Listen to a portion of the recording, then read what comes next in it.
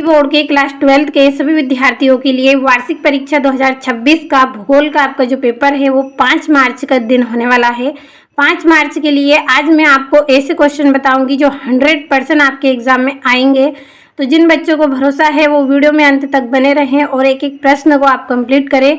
बहुत ही इंपॉर्टेंट आपकी क्लास है क्योंकि 5 मार्च के दिन आने वाले पूरे प्रश्न मैं आपको इस क्लास में कंप्लीट करवाऊंगी फुल सोल्यूशन के साथ। तो बिना किसी देरी के चलिए पहला प्रश्न पढ़ेंगे।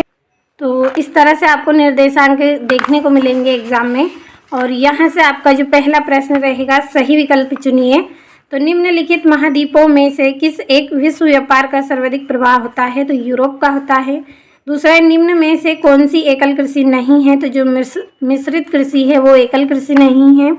तीसरा, किस देश में रेल मार्गों के जाल का सघनतम घनत्व पाया जाता है? तो संयुक्त राज्य अमेरिका का पाया जाता है। यहाँ से आपका अगला जो प्रश्न है, निम्नलिखित में से कौन सा एक मानव भूगोल का उपागम नहीं है? तो अवशेषण और वर्णन, ये मानव भूगोल का उपागम नहीं है। पांचवें में निम्न विरल जनसंख्या घनत्व वाले क्षेत्र की पहचान कीजिए। तो पश्चिमी ऑस्ट्रेलिया। छठा है, राष्ट्रीय युवा नीति का शुभ आरंभ हुआ तो जनवरी 2014 में हुआ था। यहाँ से इंग्लिश मीडियम वाले बच्चे आप कंप्लीट करें।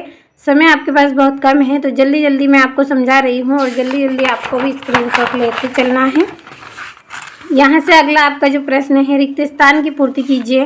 पहला है, गंगा के मैदान में अधिकांश गांव डेडेस प्रकार के हैं तो रेखिक प्रकार के हैं। दूसरा है, भारत में विशालतम भाषाई समूह रेडेस है तो इंडो आयरन है।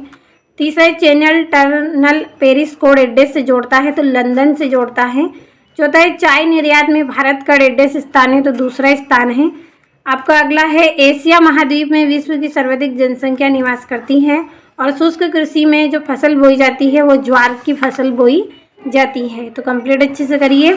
यहाँ से तीसरा प्रश्न सत्य सत्य लिखिए। पहला है, विश्व की 90% जनसंख्या स्थल भाग के 10% में निवास करती है तो सत्य है। दूसरा है, उच्च जन्म दर होने पर लिंगानुपात बढ़ता है, असत्य है। तीसरा है, गन्ना खाद्यान्न फसल है तो यह सत्य है क्योंकि ये नकदी फसल होती है। चौथा है, कोलकाता बंदरगाह कृष्ण नदी पर अब स्थित है तो यह आपका सत्य है क्योंकि हुगली नदी पर यह स्थित है। और चीनी सूती वस्त्र एवं वनस्पति तेल उद्योग स्वच्छ उद्योग है तो असत्य है। अगला है, दो देश के बीच व्यापार को स्थानीय व्यापार कहते हैं तो यह सत्य है क्योंकि अंतर्राष्ट्रीय व्यापार उसको बोला जाता है। तो ये हो गए हैं आपके सत्य असत्य। भरोसा आप रखें, एक भी क्वेश्चन आपका आउट नहीं रहेगा।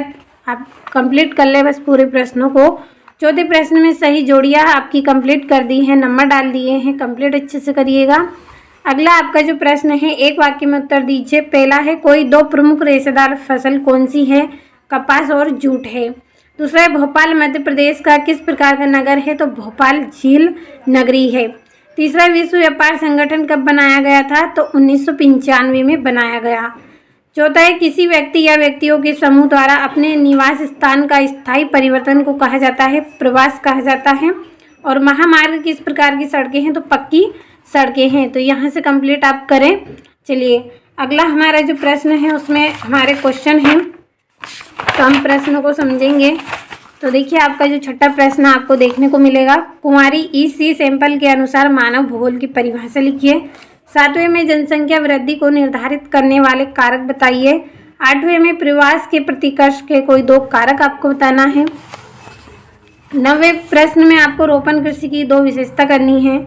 और 10वें में फुटकर व्यापार से क्या आशय है और जनसंख्या वृद्धि से क्या आशय है। यहाँ से आपका अथवा है, जनसंख्या घनत्व से आप क्या समझते हैं और मुख्य श्रमिक तथा सीमांत श्रमिक किसे कहते हैं और ग्रामीण बस्तियों की कोई दो विशेषता करनी है आपको। और स्थानांतरी कृषि और व्यापारिक कृषि की दो विशेषता और छोटे पैमाने के उद्योग और बड़े पैमाने के उद्योग में कोई 3 अंतर। तो देखिए जल्दी जल्दी मैं आपको यहाँ पे पूरे प्रश्नों को एक्सप्लेन कर रही हूँ, समय आपके पास बहुत कम है और 100% आने वाले क्वेश्चन मैं आपको बता रही हूँ।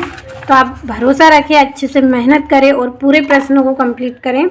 17वें, भारत में चावल की कृषि के लिए आवश्यक 3 भौगोलिक दशाओं का वर्णन कीजिए। 18वें में भारतीय कृषि की कोई 4 समस्याओं का वर्णन कीजिए।